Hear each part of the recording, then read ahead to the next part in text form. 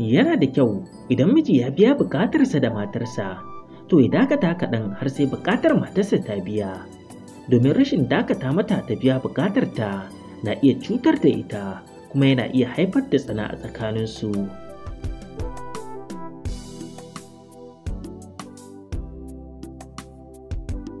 Alamomin da ake ganewa mace ta yi inzali.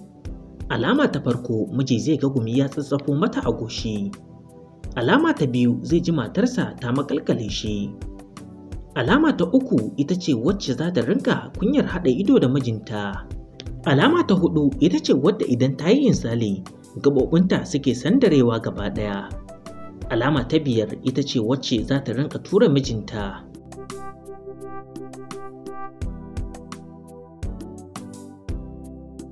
Sannan shi ma namijin akwai hanyoyin da ake ganewa ya yi inzali. Alama ta farko shine wanda zai saki jikinsa kamar ya mutu. Alama ta biyu shine wanda yake kuka. Alama ta uku wanda ake ganewa ya yi inzali shine wanda yake dukan shimfiɗa da hannayensa. Alama ta huɗu kuma shine wanda yake runguma matarsa kamar ya tsaga ta. Alama ta biyar kuma shine wanda yake shure-shure idan ya yi inzali. Akwai kuma wanda yake rintsa idanunsa tare da cije fatar bakinsa.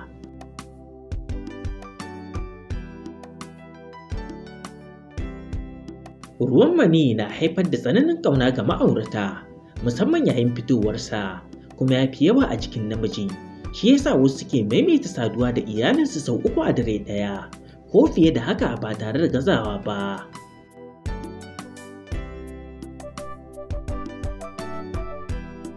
Maniyyin namiji ruwa ne fari mai kama da madara, sannan yana da yauƙi da danƙo da kuma kauri.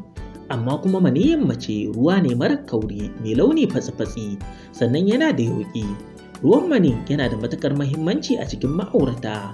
Saboda haka yana da kyau ma'aurata su rinka cin abinci mai gina jiki da kuma kayan abinci da ke ƙara yawan maniyyi a jikin ɗan adam.